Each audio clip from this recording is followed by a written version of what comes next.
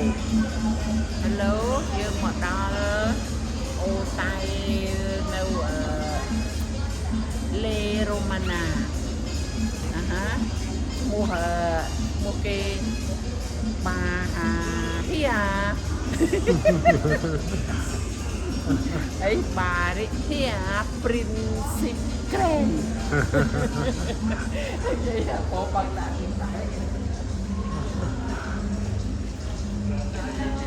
lên bạch đá ចាមកខ្លាយឃើញទេសភាពក្រៅគេស្អាតផងគេក្រៅតិចនៅក្នុងទី ហប់ខ្ញុំចូលហប់ចូលអត់មានខ្យល់ផង គេធ្វើអត់មានជាងអីអត់មានសិទ្ធិជា bên ở Costa Rica thơ chọn lập dồn của lòng បុយលេគេចាក់មួយចូលគេឥឡូវយើង đi cái nhà cái này cây sâu ở lâu đi kia toàn sâu thế kita chạy riêng cho mong phòng bấy